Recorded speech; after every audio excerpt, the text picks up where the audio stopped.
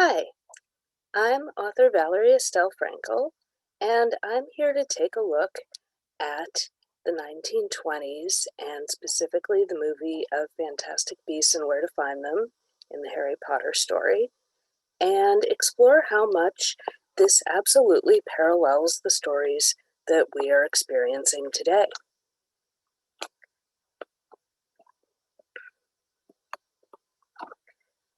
Newt Scamander comes to America in 1926.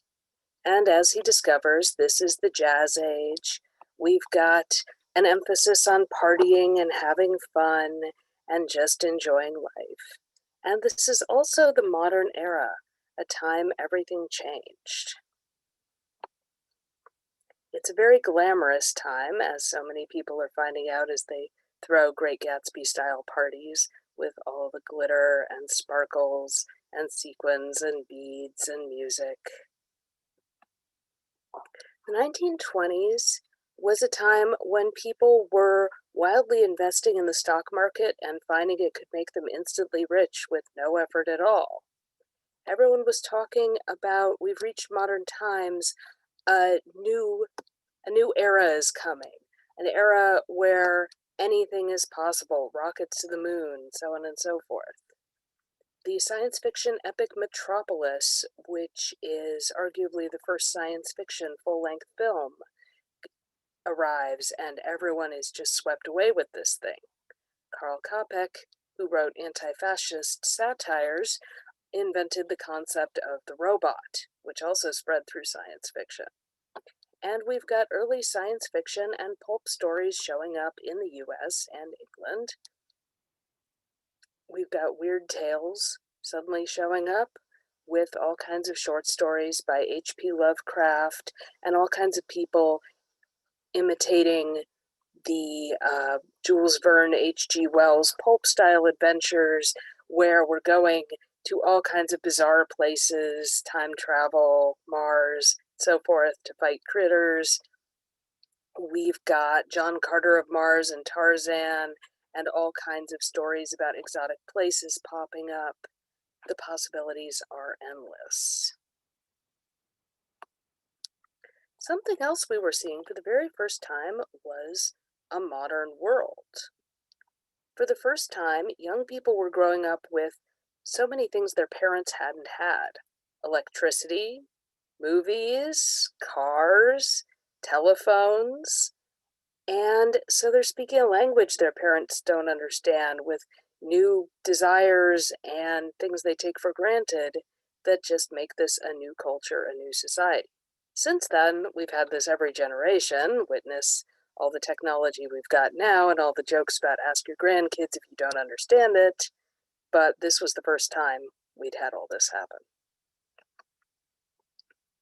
This seems like a completely different world compared with the Harry Potter series, which is so medievalist in flavor, and we've got the ancient British sleepaway school system that has gone on for centuries and centuries.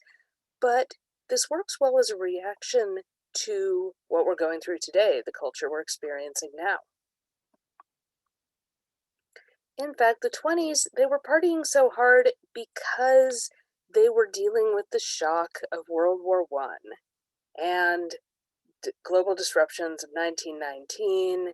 There had actually just been a massive pandemic, the Spanish flu. And unfortunately, the Great Depression was on their horizon. And here we are. Obviously, we're coming out of our pandemic now, but we're still reeling from the 9/11 attacks and what that meant to our society and what the wars and prejudice that came out of it, and the financial crisis and everyone losing their jobs. We're still dealing with all this as a culture. So telling this kind of story lets us confront it through metaphor, work through how we feel about this. Hunger Games, with its glamour but also its Great Depression metaphor, works well for that too. And that's also a story about racism and scapegoating, as we'll get to. Well, the 1920s, if you're familiar with Great Gatsby and all the beauty of that world, yeah, that's the era we're talking about. the 1920s also show up in Downton Abbey, where we remember the glamorous dresses, but one thing that really shows up over and over as a theme in Downton Abbey is the world our ancestors knew for so many generations is gone. The entire way of life, the massive class gap we keep up, the distance we keep, the distance the monarch keeps from the people, things like radio and telephone are collapsing that. Things like World War I are collapsing the class gaps. Nobody knows what the rules are and what we're supposed to be doing. And there are different reactions to this. Another series that has so much fun with 20s culture is Boardwalk Empire, which really emphasizes the criminal-based culture. We've got so many people living double lives. Respectable politicians who sneak off to gamble, smugglers who are also massive philanthropists and well-known in society. And this is going to be shown so much in the wizarding world with the two sides they've got going, the public face and the private one, and additional private faces beyond that, as the wizards aren't just trying to blend in with the muggles, but they often have their own agendas too. And there is Newt, who is busy in the 1920s smuggling, although it's magical animals, not liquor. Prohibition was happening in the 20s, and so much defined the culture because so many people reacted to the law by doing whatever they wanted and setting up some very publicly supported smuggling. So that's something to keep an eye out for, the theme of the shadow world below everybody's public perceptions. The 1920s was also famous for big business taking over and convincing the big business presidents, Harding, Coolidge, and Hoover, to give them all kinds of tax breaks, laws in their favor, strike breaking, all kinds of cuts for the factory, to support the factories, and they said we need to cut the taxes on the rich and decrease regulations, and that will help America prosper. And of course, trickle-down economics was proven not to work at the time, and the class gap widened between the rich and the poor, and the farmers couldn't get ahead and were losing everything. And here we are all over again with our news filled with stories about how the big businesses are not paying their taxes, and Amazon has so many laws that let them get away with whatever they want, and we've got monopolies rising, which was also a big thing of the 20s, and we're right back in the big businesses have taken over our country and they're squishing the little guys. So, Newt Scamander shows up at Ellis Island, and that emphasizes that this is going to be a film about outsiders and immigrants. Yes, he's white, straight, British, cisgender, but his magical side and his attitudes, he's very much coded as an outsider in this society as he goes around so clueless about what's going on. And of course, our other characters are minorities of a sort in 20s New York to an extent. We've got the Goldstein Sisters. J.K. Rowling has established that they are Jewish and a relative of Anthony Goldstein at Hogwarts. Jews are living in the US, mostly in New York at this point. They've been there for a century, but specifically around this time, there's a massive influx of immigrants, mostly from Russia, Eastern Europe, and America is not very welcoming of these very different immigrants. They are refused jobs, housing, and education on so many levels. They are pushed to the Lower East Side. They're pushed to pretty much the garment industry. And so we see societies forming as they're working together in mutual support and education and so on. Tina and Queenie do their best to fit in and pass as Americans, but they are stuck with this same difference, even though their Jewishness is not particularly explored in the series. But it can work as a nod to what Jews of 1920 were going through. Incidentally, in historic 1920, because they could not be hired by book publishers or so many established industries, they created some of their own. Sheldon Mayer invented the first comic book, Famous Funnies, and created a comic book industry. Superman was invented by Jews as a metaphor for you think I'm the little shrimpy glasses wearing guy that you can just ignore, but under that, if you could really see me, I am a superhero sent from a far off planet to somewhere that I could be safe, and I'm going to blend in and support my new country, but underneath, I'm really amazing. Superman, Batman, Captain America, so many superheroes of this time, and a little later, this is late 30s, were invented by Jews as a metaphor of the immigrant experience. Also around the 1920s, mid-1920s, we've got the science fiction industry starting out. Astounding Magazine and then many spin-off magazines, also invented by Jews. The first publisher of Astounding, Hugo Gernsback, said that he wanted to do short stories that weren't just these silly pulps where we go to Mars and fight cavemen there. He wanted to do science fiction that was based in science, believable science. And he was writing about radar and washing machines and inventions that were just on the horizon. So we had a new kind of realistic science fiction that was exploring so many inventions that were happening, and all the publishers were Jewish, and an awful lot of the writers were. Film industry, same deal. Jews were not prohibited from the film industry, so they started their own, and so many film studios boomed.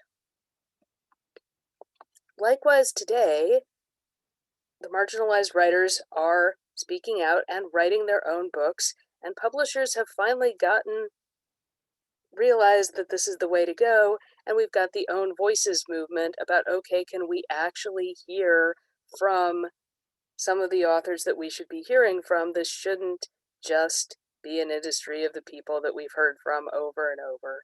Can we get some Own Voices stories? And right now, those are just booming like crazy everywhere. We've got President Pickery in her glamorous, glamorous outfits. Now, like Kingsley Shacklebolt in the main Harry Potter series, she's a powerful character in charge of Wizarding Society, but at the same time, she's not a main character, so this does appear more tokenism. And it would have been nice if in Harlem 1920s we had gotten some more minority characters among our four main characters. But here we are. And here she is deciding whether to hide under the Muggle radar or fight back against the Muggles for equal rights.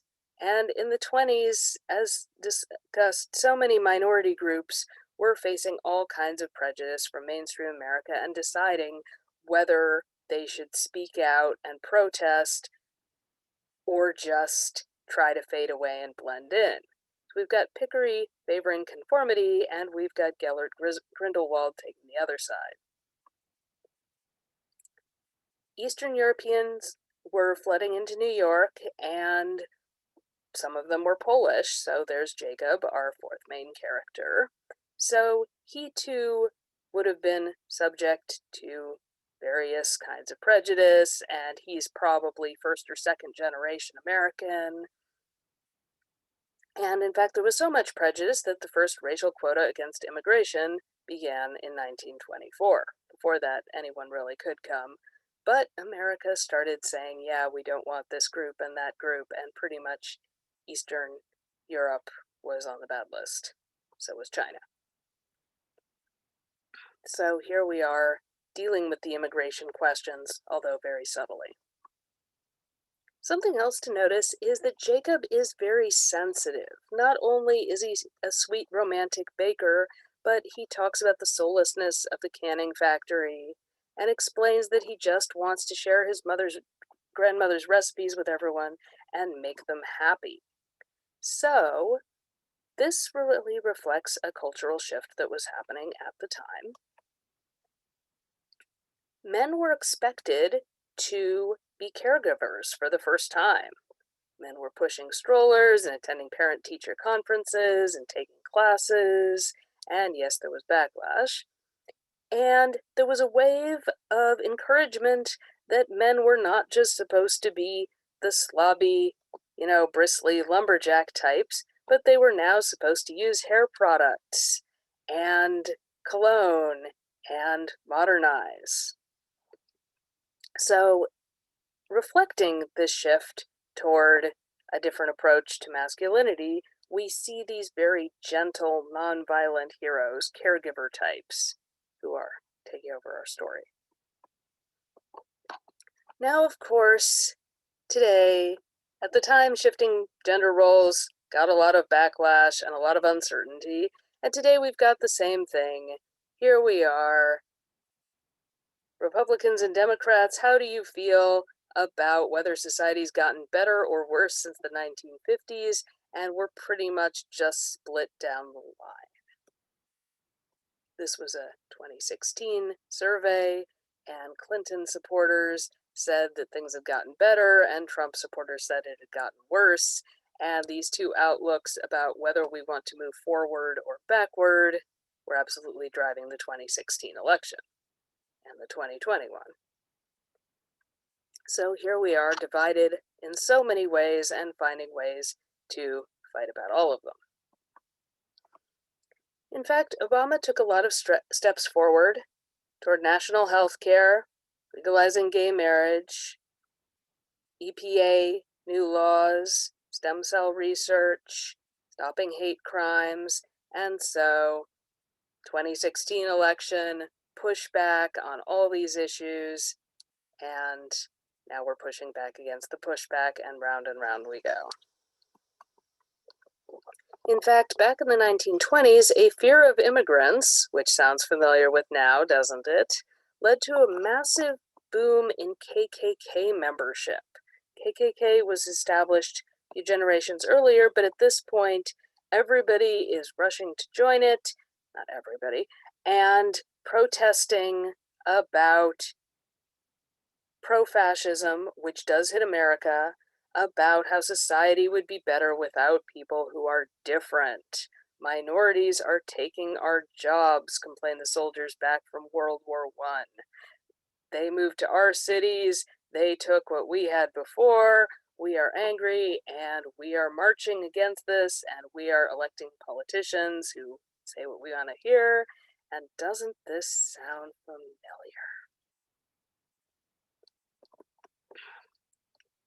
Well, the Harry Potter series showed a lot of prejudice against house elves, goblins, centaurs, werewolves. By book 7, the centaurs are being herded into ghettos, and the muggle-born humans are getting their wands stripped from them as Voldemort's goons are saying all kinds of blood-related rhetoric they made up about, oh, you aren't one of us, you must have stolen your wand, and they're making up all kinds of genetic science to justify their racism, which is all a big World War II metaphor. And Gellert Grindelwald, as we discover in the main series, led a Wizard Supremacist campaign basically during World War II that ended with an epic duel against Dumbledore in 1945. He was the voice of basically wizard Nazism, with him fighting for the greater good, as he said, and Dumbledore determined to stop him. We assume that will be movie 5 in the Fantastic Beasts franchise.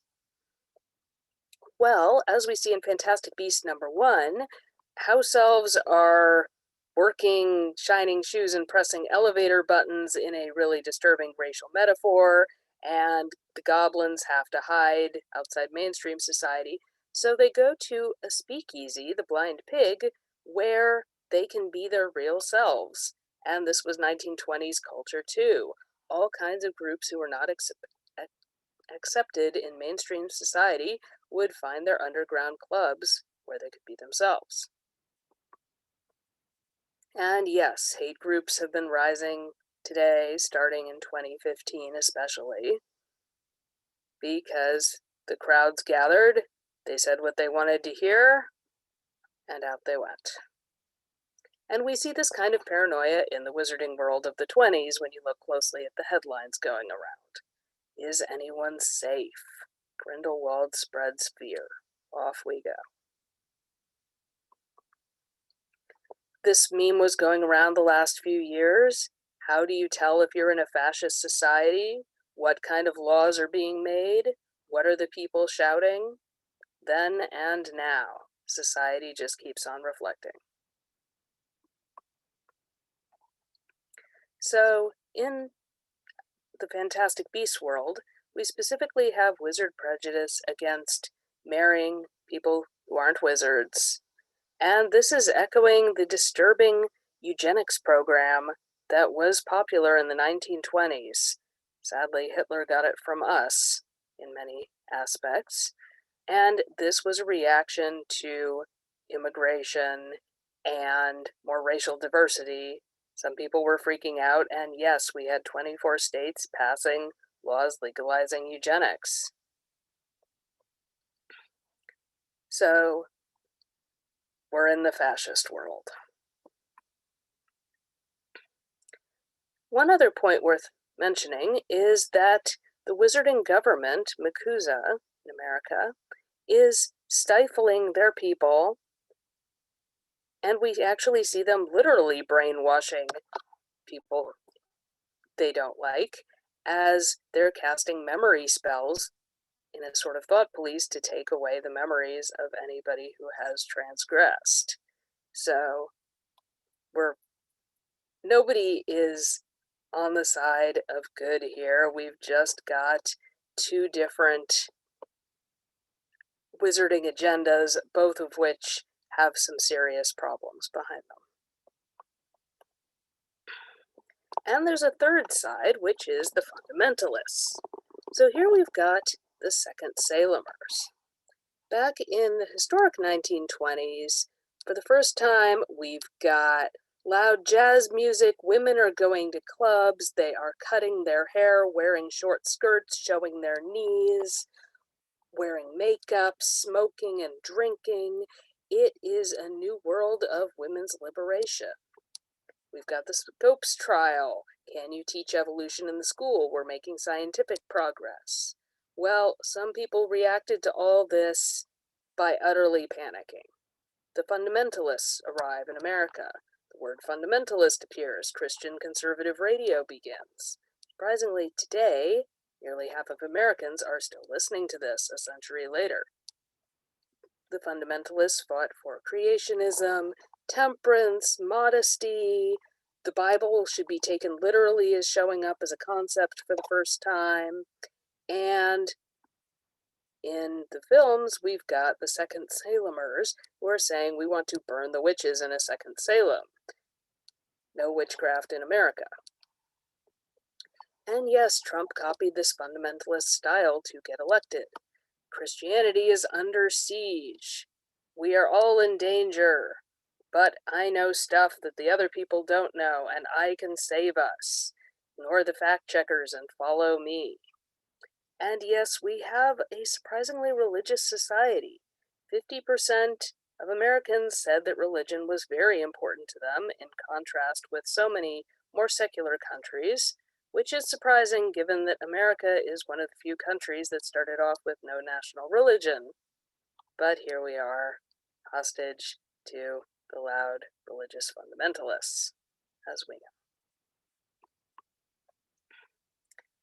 Senator Henry Shaw in the movie is fighting modernity and says that all the problems are coming from the immoral saloons and pool halls and so forth. And he's echoing politicians of today and also politicians of the time who insisted if people just sat down and read their Bibles, we'd be in a much better position like William Jennings Bryan, who may have inspired the Cowardly Lion, who insisted that teaching evolution will destroy everything we've got going. And then there is poor Credence Barebone, whose mother is the head of the Second Salemers, adopted mother. He is a wizard, but this is stifled out of him. Society won't let him be a wizard. Every time his magic bursts out, he is punished, and so he turns into this swirling cloud of blackness and anger and despair. And we have a lot of young people today whose lifestyles, choices, finances, everything about them can be stifled and rejected so much that they feel they have to burst out in anger. And in fact, as so many different societies are trying to use him and exploit him in this, or Percival Graves comes to him and says, I will protect you, I'm the only one who cares about you, I'm the only one who loves you, to the point where Credence actually hands over his brain and his trust to this total liar, as we eventually find out. And off he goes on the side of Gellert Grindelwald and the Wizard Supremacists. And speeding way ahead, this brings us to the second movie, which came out in 2018, I believe. So in this one, we're not exploring all of those echoes, all the rising fascism in America, all the different sides of differing moralities. We've pretty much established the culture in America and the pressures and the different factions. So we go off to Europe, and there we're dealing, again, less with the society and more with the characters' choices. And we still have our little tiny heroes who are fighting for the right thing and fighting to save Credence and fighting to save the innocence of the world and also fighting for love and personal happiness.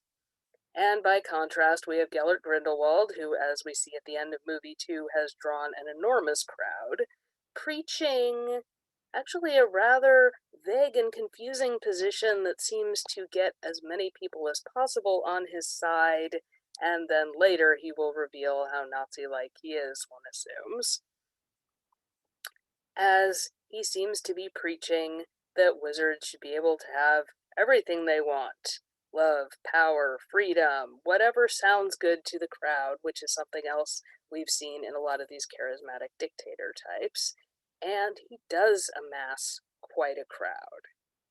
But as we also see, he is absolutely ignoring the desires and the dreams of the little people who are getting squished.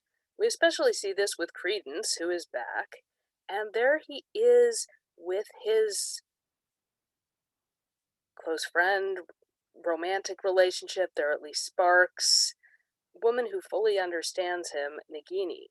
And you can find such wonderful, deep articles about how Nagini, as a young Asian woman who is turning into a snake against her will and being shown off in a circus, and nobody's trying to save her, and what this is saying about 20s, 30s society, and also what it's saying about the wizarding world and us as a people reflected in the wizarding world. But that's something we're seeing as a very strong theme in movie 2 and also in the big Harry Potter series. Who is getting exploited, ignored? Who are the people in charge failing to save? And what is that saying about their corrupted morality? So absolutely, Gellert Grindelwald, whatever he promises little exploited people, is not out to save any of the little exploited people, whereas our heroes like Newt actually care. But we also see that the big government is not out to save our little heroes. We don't see the wizarding world trying to help Credence or Nagini, only trying to help people who can help them in turn, who they think are powerful and useful. And we see that in the main Harry Potter series too, as Harry is asked to support the Wizarding World government, the Ministers of Magic, over and over, and each time he has to ask them, are you actually helping the people that you're supposed to be helping? Or are you just trying to stay in power, trying to sweep your failures under the rug, trying to look like you're powerful and competent and in charge? Why are you arresting my friends just to make yourselves look competent? I'm not going to just give you your sound bite and say you're doing a good job unless I see you helping the people you should be helping. And that's such a big theme that we see across the Harry Potter series. Leaders who are just out to help themselves and gain power, leaders who believe in a fundamentalist concept that just isn't supported by any facts or evidence. And against them, we've got Harry Potter despairingly publishing the truth that he saw Voldemort and the truth that he can verify, and so many fact checks on the concepts like, yes, Muggleborns like Hermione can be wonderful witches, and then the pushback from everybody who's decided otherwise and made up their minds based on a bunch of rhetoric and what they'd like to believe about wizarding supremacy, and no amount of facts are changing their minds. So that's something to keep an eye out, as eventually we will get to the third movie, and then fourth and fifth, I suppose. The concepts of what are people fighting for? Are they fighting for rights for everybody who should have rights, or are they fighting for more power for themselves? And of course, in the society we're in today, that is just as big a question. Which politicians are out there to actually improve lives for their constituents, for the people who are asking for help, and the people who can't ask for help, or the people who've given up on asking for help because our society is so corrupted, and who are the people just giving another $1 billion handout to the billionaires in hopes of increasing their own power. So it's an interesting parable. The first movie especially, as I said, the second movie kind of moves on from this concept, but the first movie is taking so much time to explore the different sides one can take in 20s culture, and a really paranoid, anti-fact, pro-blame, whatever society you can find to blame, 20s society that is so much reflecting our own. So I've got a lot of sources. This talk is available on slideshare.net. Just look up my name, Valerie Estelle Frankel. I am the author of a number of books about Harry Potter, all available, and I am happy to discuss the topic further. Thank you so much for coming.